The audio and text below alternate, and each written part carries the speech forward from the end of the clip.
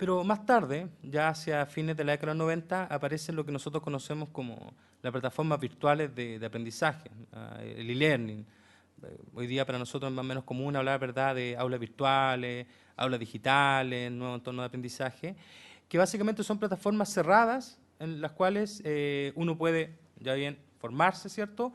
O la otra modalidad que es bastante interesante, que es la que generalmente ocupan las universidades, que es tenerlo como un espacio de apoyo a la docencia presencial.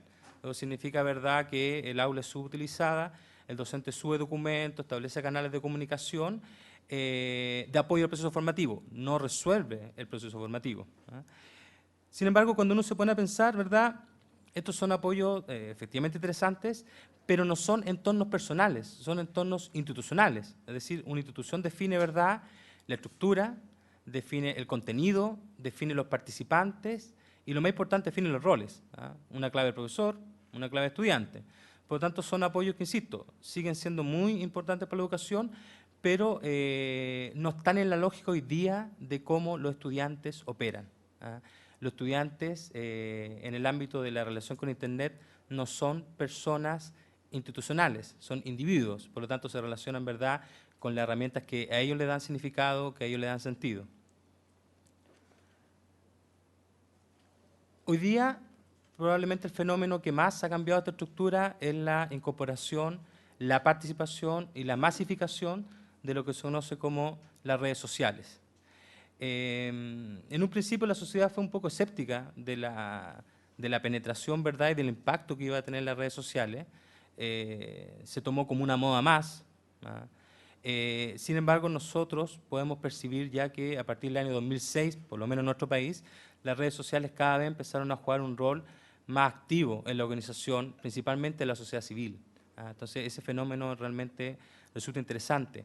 Nos mostró cómo los estudiantes, y eso es importante, el perfil, si bien hoy día es relativamente heterogéneo en perfil etario, ¿verdad?, gran parte de las personas que le sacan provecho a esta herramienta son con la generación que se conoce como sub-30, es decir, en su mayoría nativos digitales. Digo, en su mayoría, ¿verdad? Y en ese sentido, las redes sociales permiten una situación bastante interesante, que es la posibilidad de personalizar tu experiencia en la web. Es decir, ya aquí no hay marcos regulatorios, ¿verdad? No hay instituciones que te proveen el servicio, más bien soy yo como individuo, cómo me relaciono con Internet y sus herramientas, no solamente las redes sociales, sino en general los servicios 2.0, y crean mi propio entorno. Por ejemplo, piensen ustedes, por favor, en Twitter, en Facebook, creo yo mi entorno, con mis compañeros de trabajo, mis compañeros, ¿verdad?, del colegio, mis compañeros, mis vecinos, mis amigos, pero si ustedes se fijan, es un entorno individual, que, insisto, queda lejano un poco a estas plataformas institucionales. Entonces, más o menos la generación de entornos personales de aprendizaje va por esa línea, la situación de hacerlos personales. Ustedes pueden apreciar ahí, ¿verdad?, Facebook, Twitter, algo que estuvo muy de moda hace un tiempo, Second Life, que era la posibilidad, ¿verdad?, de crearse un avatar, un personaje ficticio, si se quiere, en un ambiente similar a un videojuego, y que yo podía interactuar con otras personas que habían hecho lo mismo. Cuando uno mira un poco la historia de esto, se habrá dado cuenta que había personas que aprovechaban de liberarse totalmente. Muchos hombres con perfiles femeninos, ¿verdad?, y viceversa. Una situación un poco cómica, pero que revela un comportamiento.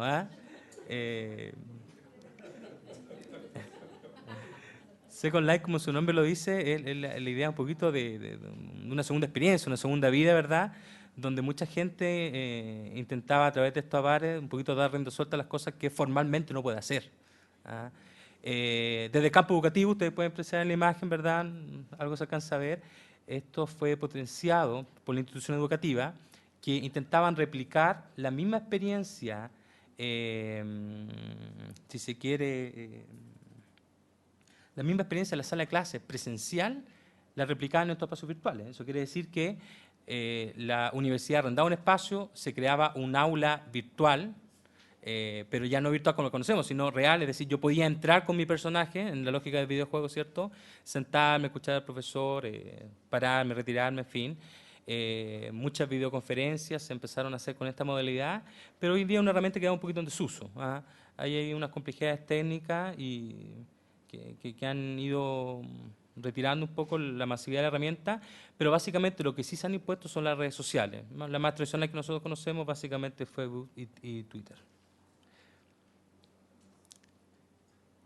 Vamos a pasar plenamente a lo que son los entornos personales de aprendizaje, ya no a estas redes genéricas, sobre todo las plataformas virtuales. Y aquí viene una pregunta.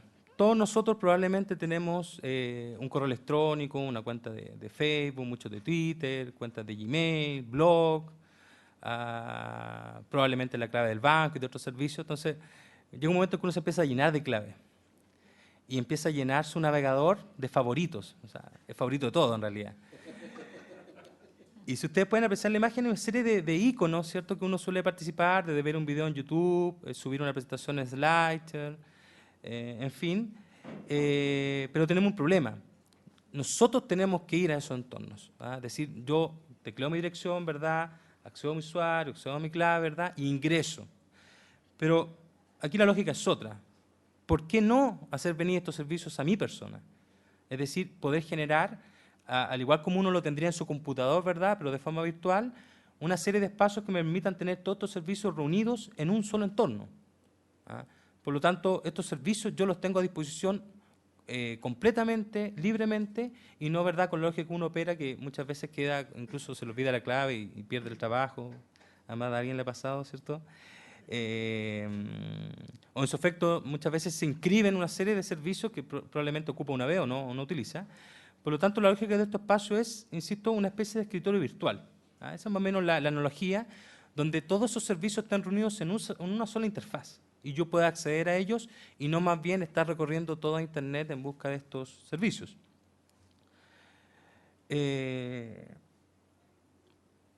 Los entornos personales de aprendizaje, EPA por su sigla en inglés, nos permiten algo muy interesante hoy en día, que es personalizar esta experiencia. Es decir, cuando yo accedo a YouTube, cuando yo accedo a Slider, otros portales, vivo una experiencia institucional. O sea, alguien diseñó ese servicio, lo pensó de tal manera y yo sigo esos caminos.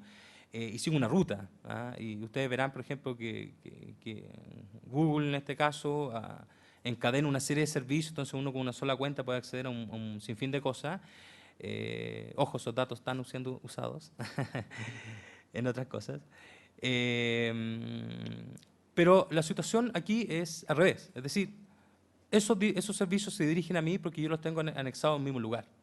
Y una forma de pensar, de entrar en esta personalización es como la idea de los avatars. Ustedes saben, los avatars serían esto que se puso tan de moda con la película, son de estas figuras que uno elabora, ¿verdad?, para representarse, autorrepresentarse en rigor. Por lo tanto, la idea de la personalización de estos espacios va en esa línea. Yo me represento a mí mismo en los servicios. Un poquito, si uno hace la analogía, ¿verdad?, dime qué servicio ocupa y te diré quién eres, a partir de las páginas que visitan, ¿verdad?, de los registros que uno posee.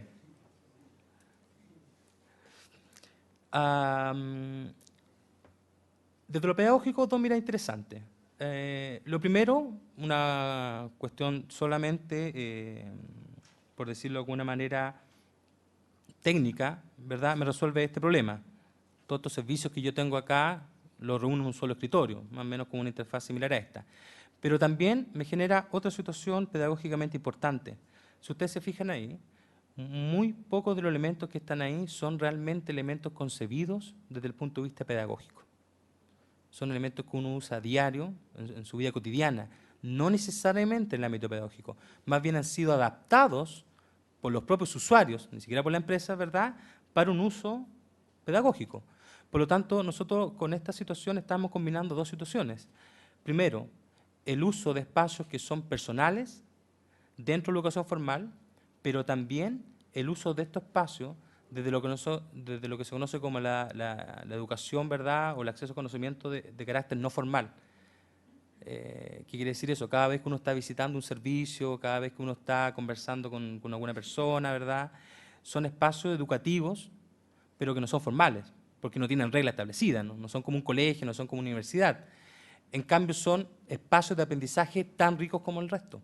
Por lo tanto, en esta concepción que hoy día nosotros utilizamos de que nosotros aprendemos del medio social, bueno, aquí hay una forma, ¿verdad?, de representar esa situación, unir todos los canales, sean formales o no, por los cuales uno aprende, ¿ah? Indistintamente si pertenecen o no a una universidad, si pertenecen o no a un colegio. ¿Cuántos alumnos, verdad, no se traspasan información, no se traspasan datos, ¿cierto? Muchas veces se traspasan otros trabajos por Facebook, ¿verdad?, por correo electrónico. La idea es poder contemplar también esos espacios y sacarle un provecho pedagógico. Y acá tenemos más o menos la figura, ¿ah? La figura, si ustedes se fijan, la figura donde predomina el color negro, de fondo negro, hace un poquito alusión a los entornos personales de aprendizaje, es decir, que esos servicios vengan a mi persona, más no yo seguir recorriendo la web en torno al acceso a los mismos. Vamos a establecer una diferencia. Uno habla de entornos virtuales de aprendizaje, y esa situación es muy amplia, porque puede ser cualquier plataforma virtual. La propuesta acá en realidad son los entornos personales de aprendizaje, insisto, que tienen o no tienen estas barreras institucionales. Primer tema, ¿quién los construye?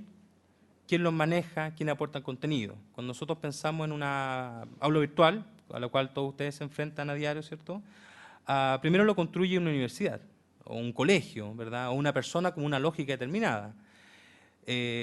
También los maneja, lo administra, define, ¿verdad?, el rol que puede tener cada uno, y lo más importante, construye el contenido, es decir, construye la finalidad con la cual va a ser ocupada y construye esos contenidos, los cuales básicamente son receptados por los estudiantes. Y ahí vemos una paradoja. Actualmente se ha esperado en las tecnologías, ¿verdad?, que puedan aportar a estas nuevas corrientes, constructivismo y otras, a mejorar los procesos educativos. Pero cuando yo tengo, ¿verdad?, un aula que solamente la dejo para acceder a material, eso en realidad no tiene nada de constructivista, ¿ah? Eso en realidad es conductismo u otras corrientes que buscan que yo solamente me enfrente al contenido desde un punto de vista pasivo, ¿ah? Por lo tanto, ahí hay una ventaja. El entorno personal de aprendizaje lo configuro yo en base a mis necesidades y en base también a mis gustos, mis experiencias, ¿cierto? Y reúno dos espacios. Otro tema importante, ¿a quién están dirigidos? Generalmente las aulas virtuales están dirigidas, ¿cierto?, a los estudiantes. Por lo tanto, se quedan dentro de los espacios formales de aprendizaje. Los entornos personales están dirigidos a las personas. Por lo tanto, recorren todo el ámbito personal. Y el ámbito personal nosotros sabemos que es mucho más que el ámbito educativo. Por lo tanto, es más rico en el sentido de poder reunir una serie de elementos que están o que quedan generalmente excluidos de los procesos formales de aprendizaje. Y también hay que ver cuál es su relación o cuál es su integración con la web 2.0. Hace más de 10 años se empezó a notar un cambio fuerte entre la experiencia tradicional que uno tenía acceso a Internet y a su servicio, y se empezó a dar cuenta en realidad que los últimos 10 años había cambiado bastante el tema. Primero, ya uno necesitaba ser poco menos que programador para crear una web.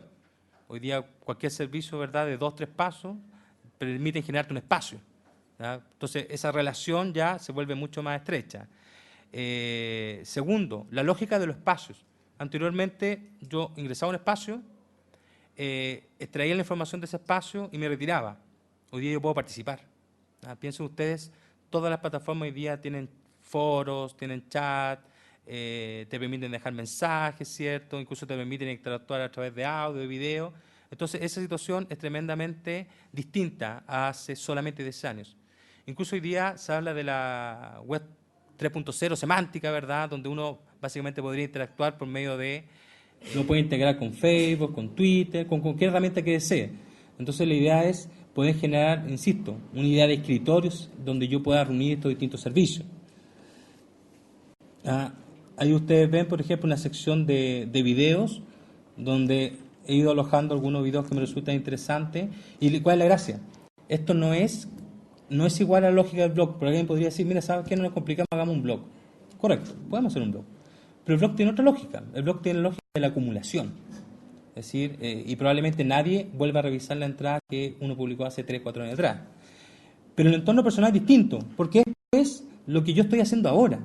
Entonces, cuando yo no lo haga, probablemente lo voy a guardar, lo voy a archivar, lo voy a dejar en otro lado y voy a colocar ahí otra información de relieve.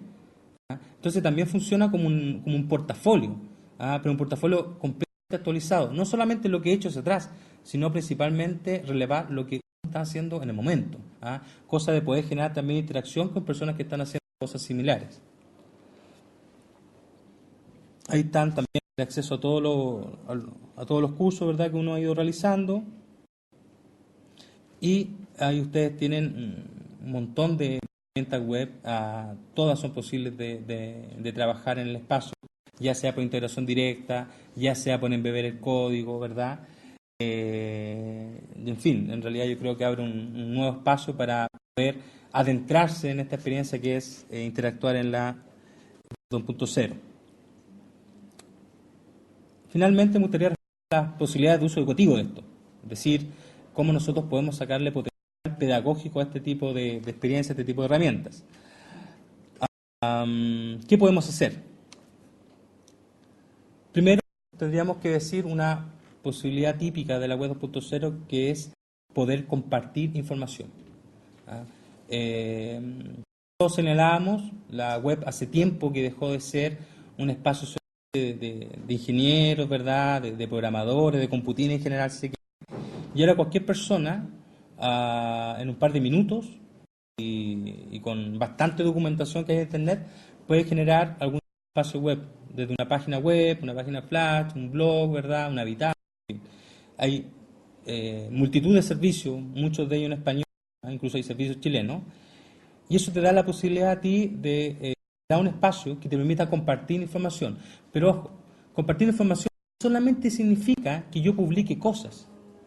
¿Ah? Eso debe ser como el nivel más bajo de compartir.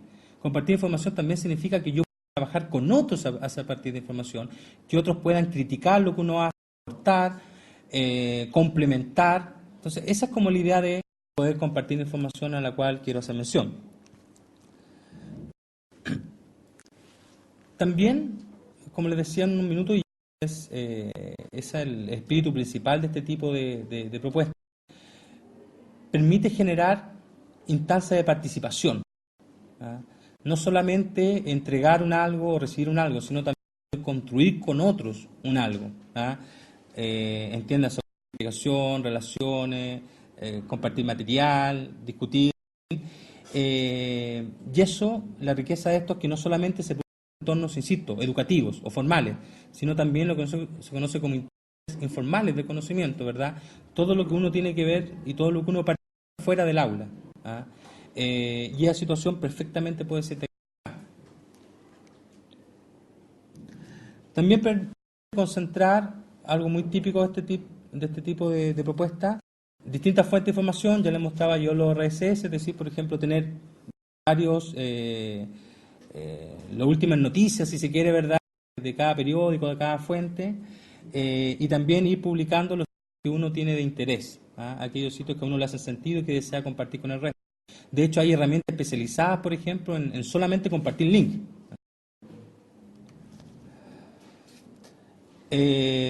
Reunir, y esto es importante para un docente, los varios pasos que tiene. Un docente generalmente hoy día dispone de un correo electrónico, a veces dispone de un blog, en algunas ocasiones dispone de ciertos servicios que le han ayudado a construir material educativo. ¿Ah? Desde construir una presentación, construir un recurso digital, construir una web quest, generalmente reúne una serie de pasos, ¿verdad?, donde lo hace, y la idea de acá es poder centralizarlos, ¿no?, publicarlos en un solo espacio, que de ahí tenga acceso y de ahí también compartirlos con la comunidad pedagógica. De una u otra manera, cuando uno va trabajando en este tipo de herramientas, va construyendo un portafolio. ¿Ah? Un portafolio en el entendido, ¿cierto?, que es una herramienta que nos permite a nosotros mismos poder analizar nuestra evolución, nos permite ver en qué elementos estamos fallando, dónde están nuestras fortalezas, ¿cierto? Y nos permite generar algo así como una especie de diario de vida, no sé si laboral, pero sí, ¿verdad?, de experiencia en torno al trabajo que uno realiza en Internet con apoyo de las tecnologías. Finalmente, lo más importante es generar comunidades de aprendizaje, pero autónomas. ¿Qué quiero decir con autónomas? Quiero decir que, por ejemplo, muchas veces se levantan iniciativas institucionales, pero por X motivo no terminan de hacer sentido los estudiantes. Probablemente la situación de tener que conectarme fuera de la universidad a instancias que son dirigidas por la universidad, eso muchas veces los estudiantes. Por lo tanto, acá son comunidades autónomas, se regulan, se crean y se regulan a sí mismas.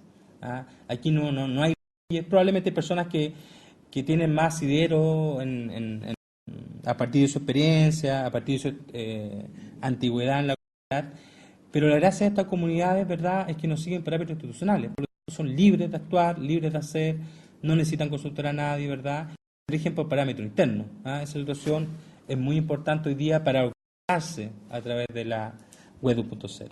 ¿Mm? Bien. Muchas gracias. ¿Mm?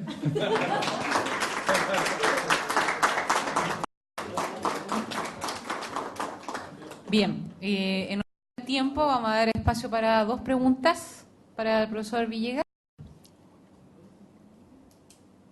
¿Preguntas? Quisiera preguntar, una cosa muy genérica.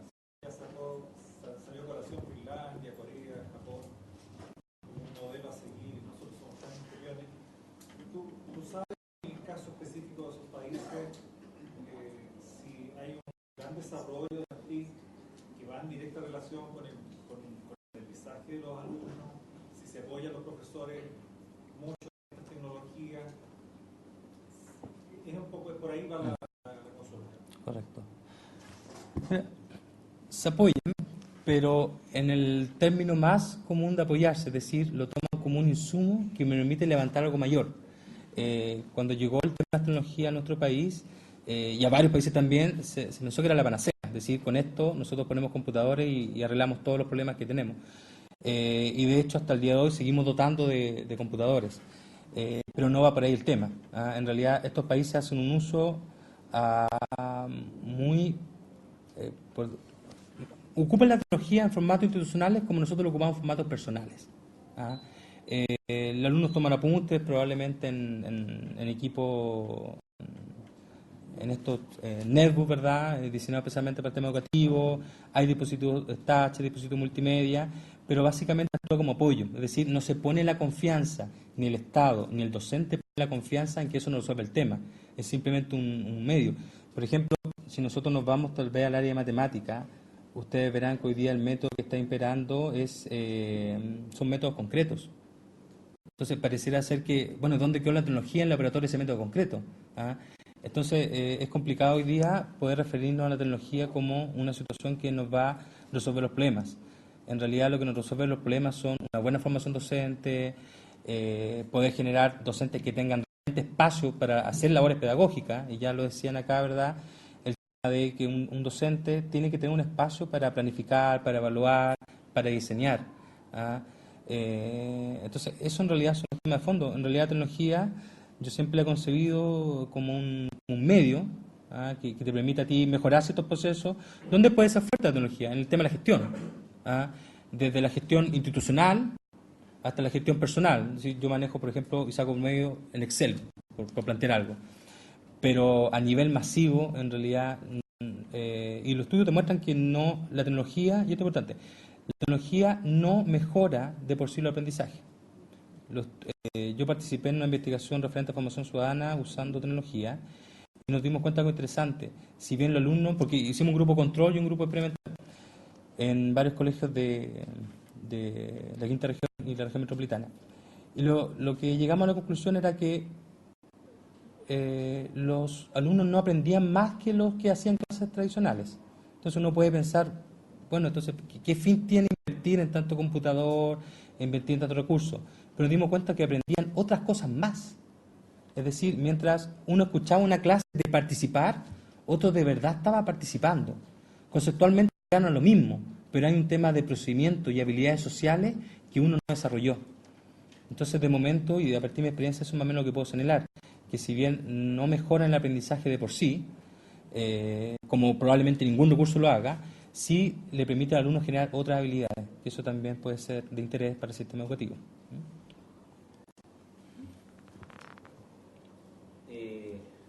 Gracias a quería aprovechar la oportunidad de que hay estudiantes de primer y segundo año que no te conocen, probablemente, un profesor que tiene una dedicación importante en la escuela, y aprovechando sus competencias, naturalmente hemos orientado la formación profesional de futuros docentes de historia en esta escuela, poniendo hincapié en las TICs, ¿no? Desde diferentes niveles. Hemos creado aulas en prácticas que esperamos que se usen intensivamente. Se va a crear una aula, una pedagógica general que va a lanzarse pronto en la escuela, donde van a estar todos los recursos administrativos y también académicos disponibles, y además el seminario de título también está orientado en función de desarrollar esas competencias, que cabe señalar también, a propósito de la ponencia de Ana María Tello, son uno de los ejes que se evalúan también.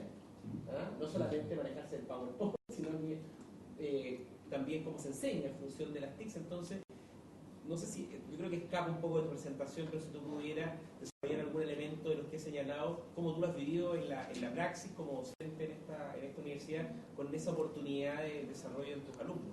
Cosas de que las nuevas generaciones que también conozcan un poco esa dirección de la escuela. Sí. No estamos haciendo publicidad, pero vamos a abarcar la pregunta. Primero, una mirada nacional.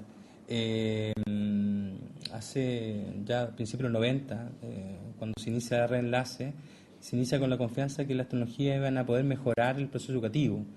Se ha invertido muchísimos millones de dólares todo el año en equipamiento, muchos millones en generación de recursos y muchos millones también en formación de profesores. Hay una deuda tremenda del sistema, y es lógico, en los 90 los computadores no eran masivos, no eran una preocupación, y muchos de nosotros salimos con nula o con muy poca formación en el ámbito de tecnología, y básicamente era un tema que quedaba enclavado en la ofimática, es decir, el uso del procesador de texto, la planilla de cálculo, y los con mayores suertes con el procesador de multimedia, obviamente nada de internet. Como los tiempos cambiaron, se sentó la preocupación y se empezó a trabajar mucho más fuerte en el tema. Se crearon estándares TIC de formación inicial, estándares TIC de desempeño docente. Incluso hoy día, como bien decía nuestro director, se ha generado una prueba inicia que contempla la dimensión de tecnología. ¿Ah? El año pasado esa experiencia fue piloto y los resultados fueron muy malos en tecnología. Se preguntó, ¿qué se preguntó? Profesor de texto, antivirus, internet, planilla de cálculo y procesador de multimedia. O sea, en el fondo una persona que dice, oye, yo manejo Office y me conecto a internet, voy a tener muy buen puntaje. No es fácil. Porque si uno lo piensa bien, cuando uno se ve enfrentado a este tipo de herramientas, generalmente suele ocupar un 5, el 10% del tema. Entonces teníamos alumnos que, claro, sabían escribir, pero no sabían, por ejemplo, poner un logo arriba. O no sabían poner el número de página o insertar cita. Los resultados fueron bastante desastrosos. Como decía Alonso, en la carrera se ha hecho un esfuerzo, ¿verdad?, no solamente tributario a la prueba inicia, sino más bien tributario a las necesidades que tienen los docentes hoy en día de poder integrar tecnología a su proceso educativo. Me refiero, por ejemplo, cuando los alumnos se ven enfrentados a sus prácticas, ya sea profesionales o intermedias, se dan cuenta que el tema de la tecnología en los colegios, si bien no es habitual, como uno podría suponer, sí se le demanda a los más jóvenes el uso. Entonces muchas veces le pasan el data o le pasan la pizarra digital y el alumno se ve así como, así eran. Sí, así eran. Y más o menos se genera un imaginario de que el alumno recién egresado se maneja totalmente en este tema de la tecnología.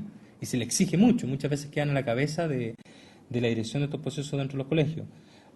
Entonces la carrera ha hecho un esfuerzo, ¿verdad?, de incorporar tecnología, no solamente a través de un curso en concreto, sino también de manera transversal. Pero no solamente el uso para el manejo técnico de los programas, es básicamente lo que se conoce como integración curricular de tecnología. Es decir, que uno responde a la primera pregunta: ¿es necesario o no es necesario que yo a tal acción, a tal objetivo, le coloque tecnología? Porque si no es necesario, no tiene ningún sentido. No es por adornar el tema. Y cuando resulta necesario, es decir, cuando realmente uno dice voy a lograr más con esto, se incorpora tecnología. pero lógicamente se incorpora a través de la integración con el currículum. No porque a mí me parece que este programa es interesante o porque yo creo que los alumnos se van a sorprender porque esta herramienta es novedosa. No va por ahí el tema, va más bien por aprovechar esas potencialidades. Y es lo que básicamente nosotros buscamos en esta carrera, potenciando el uso de los entornos virtuales de aprendizaje a través del aula virtual, a través de esta comunidad que anunciaba Alonso y a través de un uso transversal de la herramienta en las distintas asignaturas que ustedes poseen.